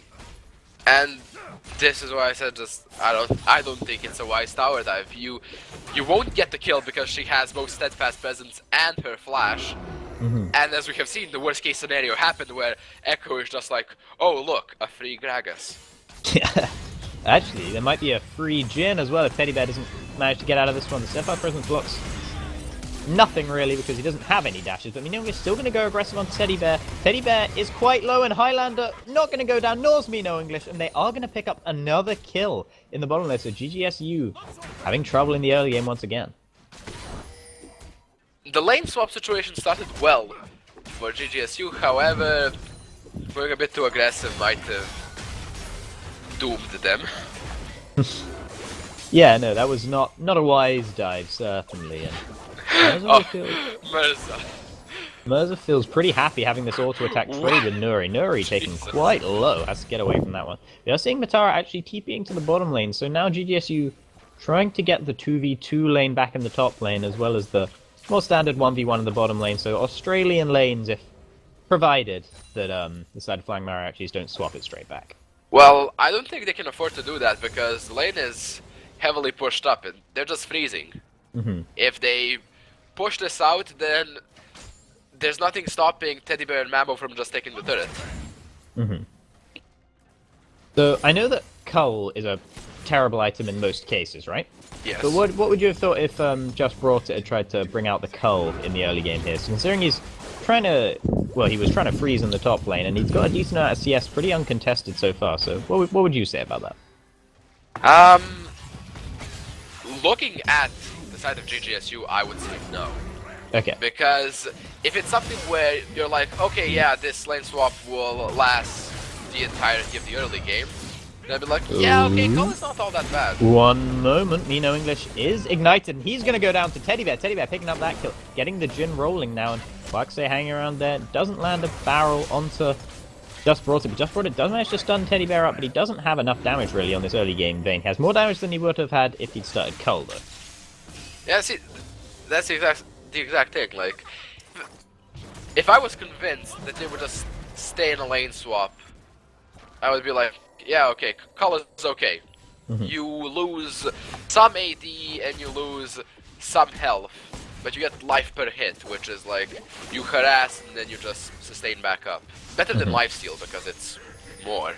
I think it's 4 life per hit, and Ooh, Oh actually my God. another dive here. Waxay taking part in once again, but he's actually stunned up by Oh, the no. gravity field. Very well played from Nuri. He picks up a return kill, and another dive goes awry for GGSU. Curtain well, cool. I Good did stuff. say that Huaxi was not as aggressive as needed on that Gragas in the last game. Mm-hmm. He might be going a bit too far. Yeah. I don't know. I hope my words had nothing to do with it, but I don't know. Yeah, That's I mean, you know what a you bit said too about aggressive there. you wanted his Gragas to be better. I'm just gonna leave it at that. Yeah. Okay, so we are seeing the normal lanes here in the bottom lane. Matara gets the Vital proc onto Highlander, but Highlander has plenty of health, and he should be just fine in the end. Matara easily able to farm under turret as well. Pretty even farm across the board for the most part. The 10 CS advantage for Mirza in the middle lane, but that is negated by the fact that Nuri has that kill now, which was gifted so kindly over to him by Huaxi. The bottom lane is actually... Vespyr is not doing all that bad, even with a level discrepancy. Mm-hmm. Yeah, it is strange that Highlander's having a little bit of trouble, but he is able to prevent Matara from just picking up sustained back those up. 2 minions there, so should be alright really for Highlander in the end. Pretty standard laning experience for both sides right now. Well, it's somewhat to be understandable, like... Oh, Matara, what are you doing? Matara, he's actually throwing down the grand challenge, and he's got 1, 2, 3, 4 procs now. He gets knocked up into the air by Highlander. He has some healing from it. He doesn't go flash, for a power but dive in the end, and it's so does wise that he Highlander. didn't, because me no English hanging around. Yeah. Well, just keeping calm in this situation probably saved Matara's life. A more bloodthirsty top laner would probably have flashed for that one and been in a whole heap of trouble. Yeah. You can imagine Huaxay would have been straight in on that one if he was Speaking playing top. of, here comes Waxay for what looks like another tower dive. Another tower dive, and another one, and another one. another. He was actually spotted out on a ward on his way there, so SLB and Just Brought It will be well aware of his presence, but he's just going to get a ward down and back off in the end because they knew he was there and they were playing accordingly. Yeah. Waxay just counter jungling now, picks up a 3 red buff. Mhm. Because Mino English just had to back after covering the bottom lane. Yeah, so decent counter jungling from Huaxay, bringing it back a little bit, so not so bad right now.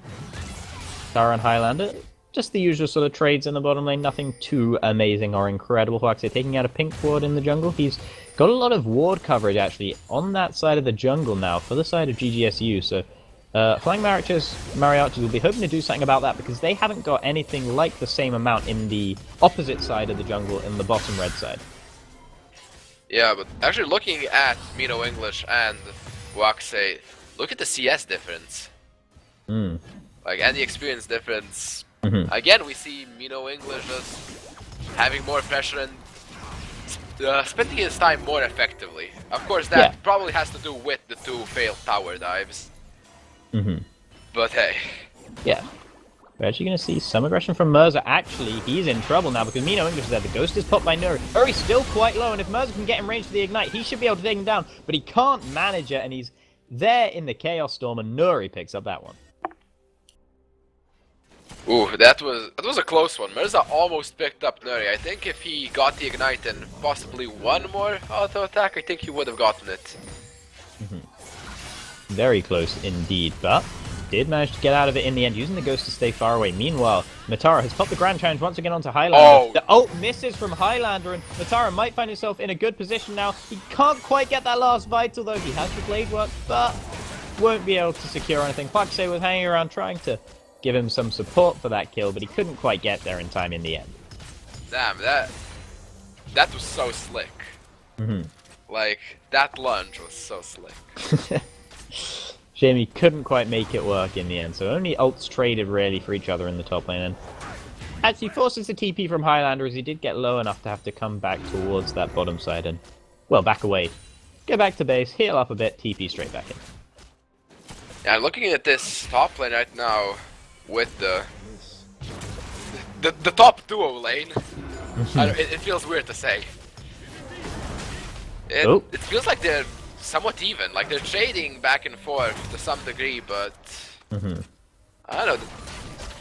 Neither Vayne nor Jin seem to be having that rough of a time. Ooh, just brought it. Actually, Might be having a rough time now. There is the fourth shot. Never mind. Fourth shot from Teddy Bear, taking that kill down. The Unbreakable Will is running for SLB, so he should be fine. He gets a big chunk of health, actually. A 282 damage crit coming out from Teddy Bear on that last one, with the percent missing health damage. So very good use of the Jin so far, and knowing exactly when to go in. He knew that SLB didn't have that Pulverize after having missed it not too long ago. Mino English, however, gonna try and go a bit aggressive. Meanwhile, in the bottom lane, Matara finds himself being dove, but not quite, as Nuri and Highlander back away from it in the end.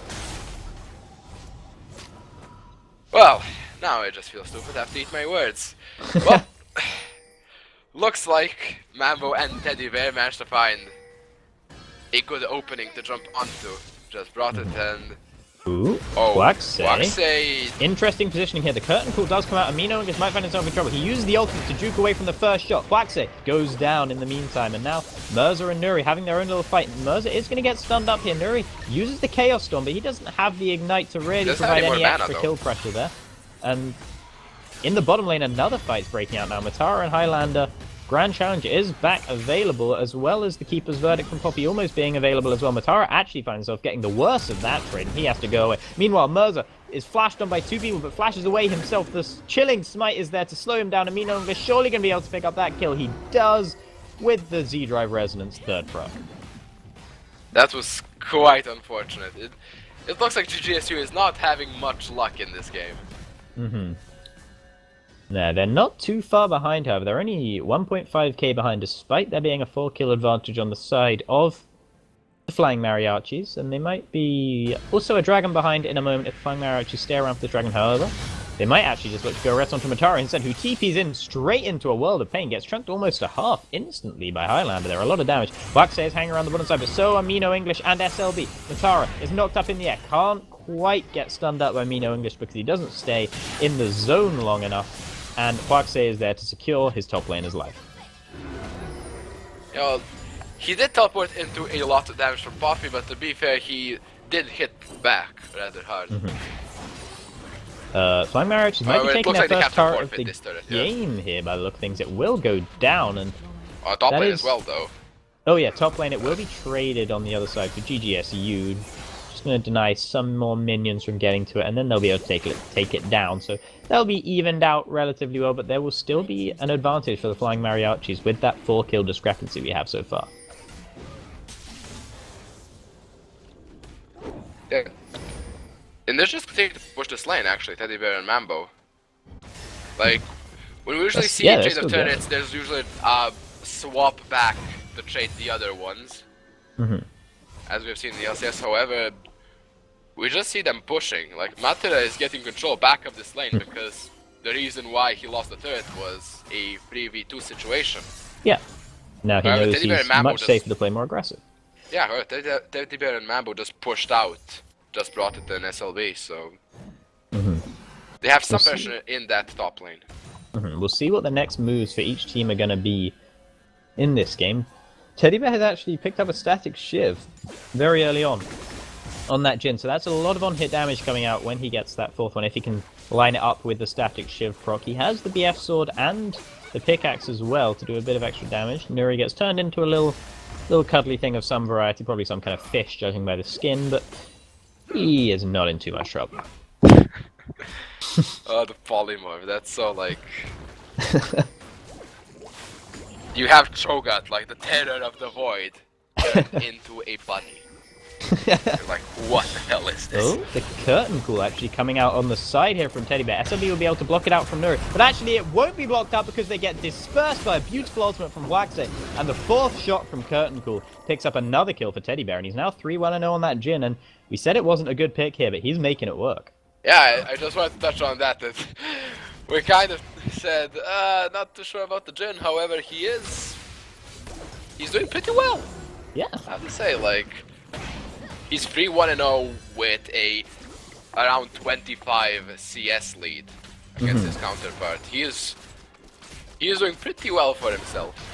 Yeah, he is a fairly decent laner though, and he was laning against a Vayne, so Vayne having a little bit of a weaker early game and laning phase than a lot of other AD carries, so sort of makes sense to see that CS discrepancy coming up, but he is really using some optimal ultimates there coming out from him.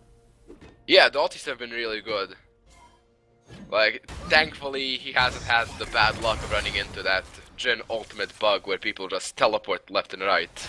I believe that was actually fixed on this patch, so should be alright. I'm not too sure. I haven't gotten around to playing Jhin in this patch, but I never trust Riot with these bug fixes. Right, yeah. It never works like that. We have 2 champions disabled right now. Yeah, For no apparent reason. There was recently a third as well, so... Who's the third one? I don't know, there was one other, wasn't there? I swear there was. Rengar and Aatrox are right now disabled. I swear there was one before Aatrox. I can't remember. Maybe there wasn't. Karma's disabled in LCS. Oh yeah, Karma's disabled because he was unkillable when using Mantra E. Yeah. Some really good legit. stuff there. Anyway, GGSU going to be heading towards that dragon, trying to pick that one up for themselves because they don't want to fall any further behind. And actually, I say any further behind, they're ahead, so that's completely incorrect. And they're going to look to extend their lead by picking up that dragon. Yeah, and looks like all of them are just rotating to the bot lane to finally take that last outer turret, again opening up that map a bit more. However, There it is won't some go aggression actually. uncontested. Highlander doesn't manage to stun him up, but that's a double knock up there. Mambo uses the ult for disengage. Mino English is hanging around the other side.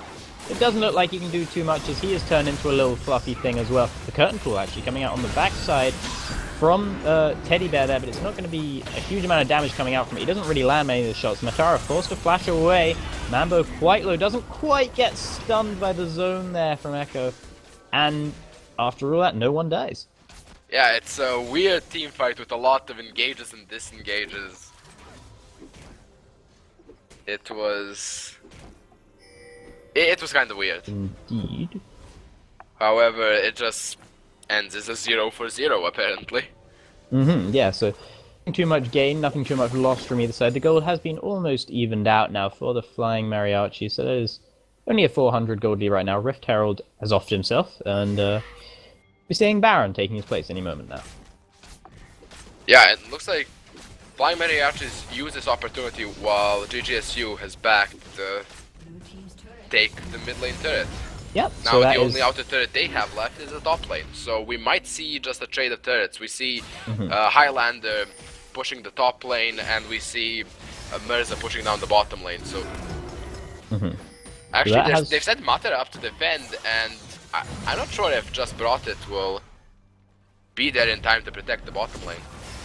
No, yeah, so that could be The one-sided trade, interesting. yeah. If GGSU managed to pick that one up, that would be pretty good for them. Matara is there. He's definitely going to be able to defend this turret absolutely fine with Highland. He's been laning against him all game, going backwards and forwards. The bottom lane turret does go down. Mirza taking it down. So the gold swings slightly back in the favor of GGSU once again now. Yeah, even with 3 kills down, they do have a slight gold lead because of the farm discrepancy in the laners and There is the turrets. grand challenge coming out. He does get knocked up though. Matara doesn't quite manage to lunge away from that one, but Highlander doesn't really have a turret to go to. The ultimate times out from Matara. He's not going to get that huge true damage proc, but Highlander is in trouble. He uses Waxay to try and get away, but it's not enough. SLB lands a pulverize, and now there's going to be a huge fight going on. Ultimates flying all over the base. Mino English gets a big 2-man stun, and Matara gets knocked straight back to Nuri, who says, "Thank you very much, I'll pick that one up." Mambo, he's not going to be alive for very long. He has the Unbreakable, but he's surely going to go down to this turret. Nuri picks up a double kill, and a very good fight for the Flying Mariachis. well, it started off so good, like a collapse onto Highlander, however, it then turned around into a collapse onto Matera, Mambo, and Just Foxy. brought it. Oh my Actually, he's God. going incredibly low. He uses the ultimate and the heal, but the ignite still ticking, takes him down. Mirza picks that one up thanks to the long-range route from Teddy Bear, really using that Jhin. It's a very good effect, and actually he's going to try and force Mino English away from the turret with this ultimate here, which Mino English might have to respect that. The last ultimate shot going a wee bit wide, let's say, but, you know, still kind of did its job. Poked out Mino English quite low. He's going to be forced to recall to base now, but thankfully his team are here to defend, so it doesn't look like too much is going to come of it. Yeah, that I think that final hour was just out of pure tilt. Like, he's dying of Ignite, and he's just like, Oh, "Screw it, speed I'm boost." going into stealth, nobody will see my shame. Well, you know, I mean, if he can't be dead if you can't see him. Like Schrodinger's vein, right? Kind of. Almost. Yeah. Yeah, the vein entered stealth. You don't know whether she is alive or not. Currently, Yeah. she is both. Yeah. So exactly. So that means he's alive by virtue of, you know, being both. So.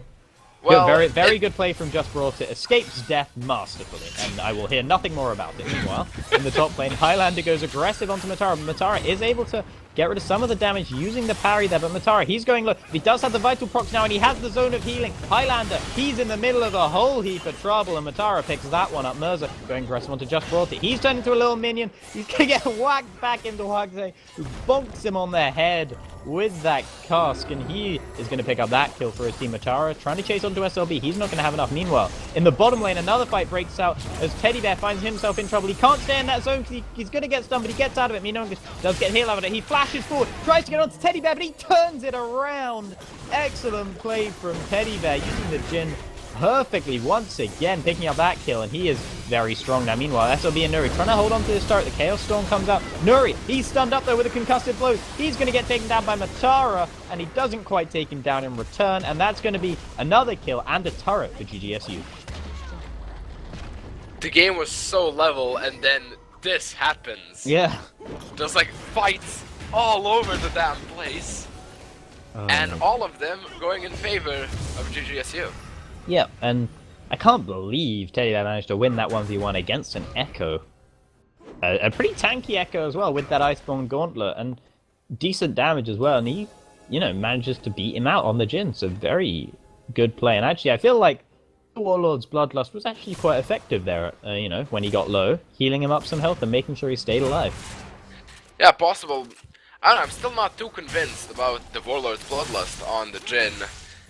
However, he does have 50% crit chance, so he did get a lot of movement speed from his passive, allowing him to kite out the Echo.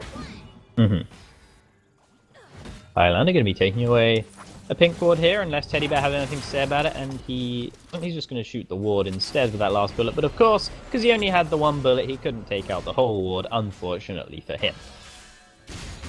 Yeah, it looks like... Oh.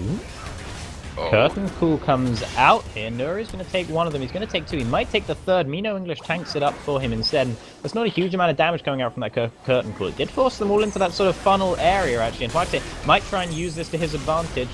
Good zoning there from Echo. However, Just Brought It in the middle lane. He gets taken down 1v1 against Mirza. That's not what you wanted. And since that first death with that, the questionable final hour at best, he has been having a rough time of it, particularly when it comes to trying to deal with Mirza. Okay, everybody who's been keeping track, add 5 points to your vein spotting, trying to 1v1 the mid laner. Yeah, attempts to, how many points do you get for attempting to invoke Schrodinger's vein? I don't know, haven't seen that one yet, funnily enough. I'm gonna say 10 points, because it is an 80-second cooldown, and your death timer at that point is around 27 seconds. And actually, Just Brought Its build is interesting to say the least. He's rushing early, It's a very survival early build. Bloodthirster. It's really just like trying to stay alive.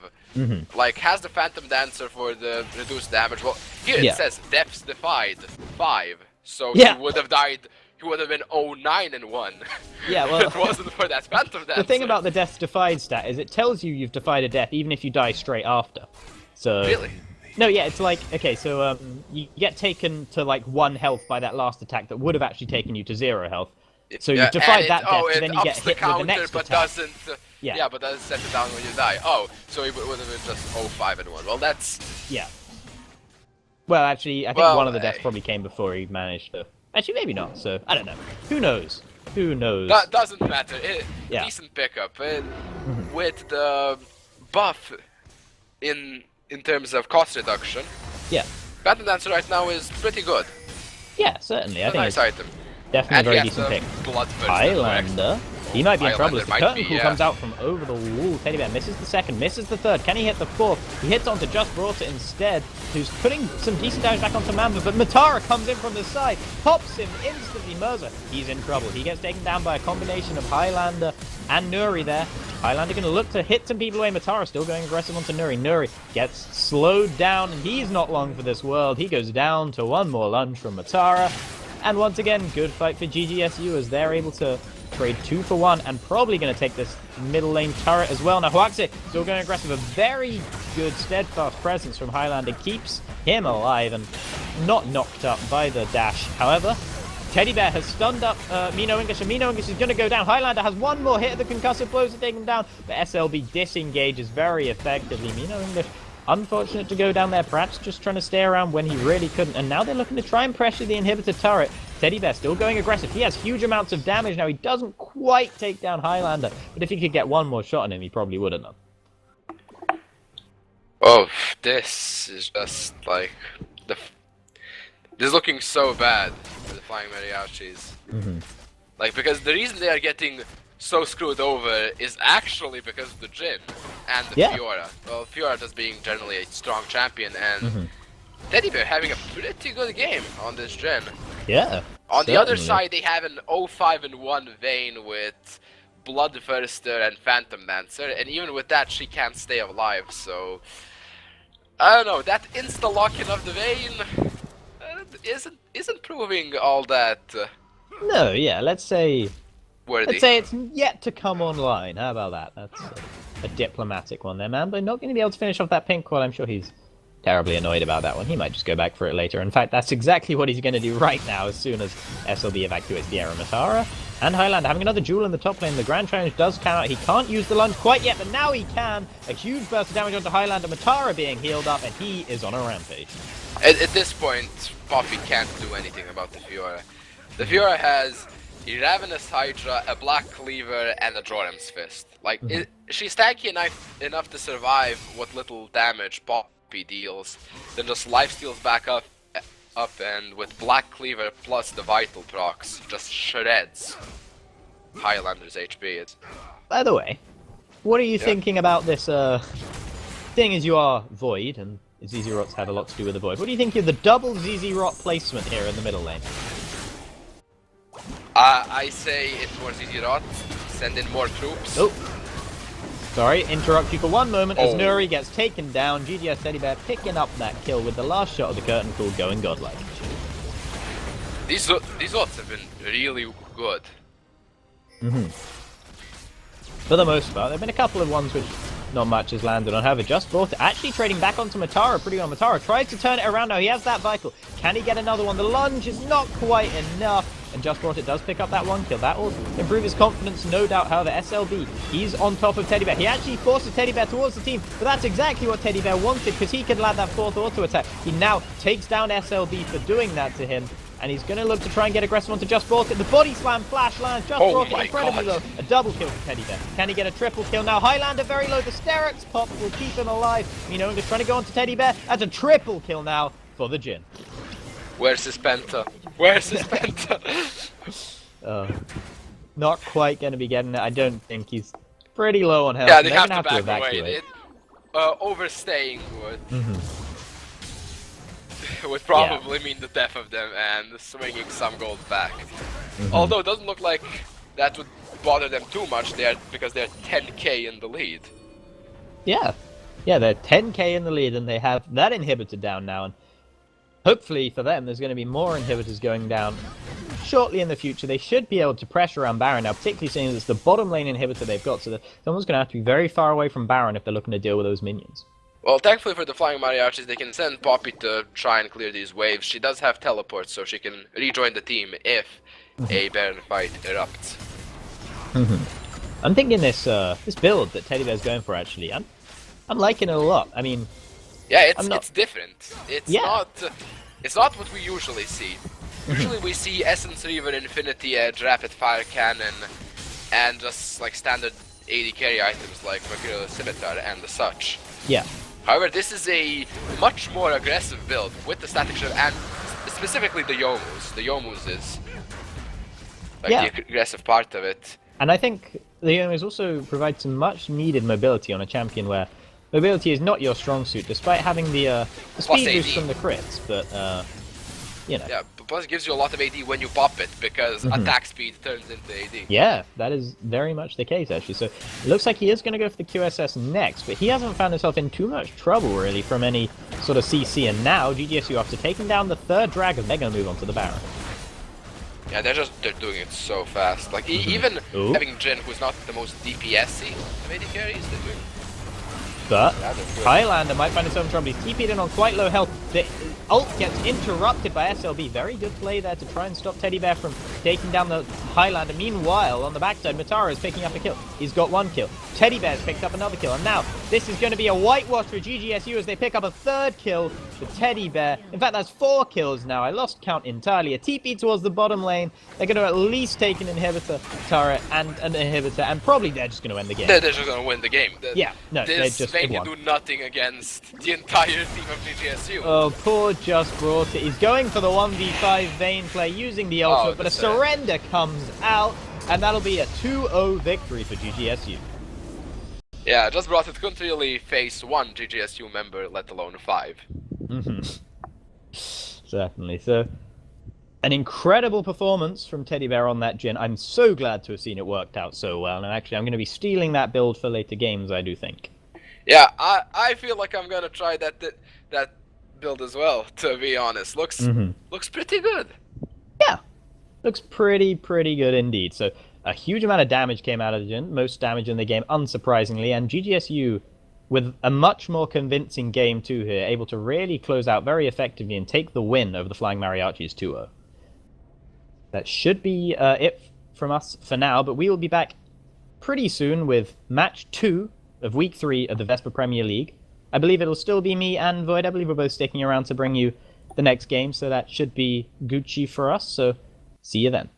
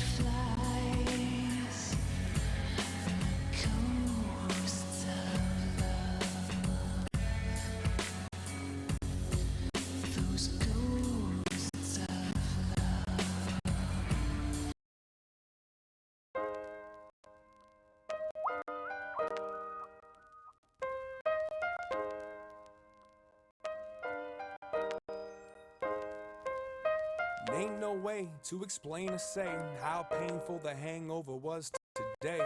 In front of the toilet, hands and knees, trying to breathe in between the dry heaves. My baby made me some coffee, afraid that if I drink some, it's probably coming right back out me. Couple Advil, relax and chill at a standstill with how bad I feel. I think I need to smell fresh air, so I stepped out the back door and fell down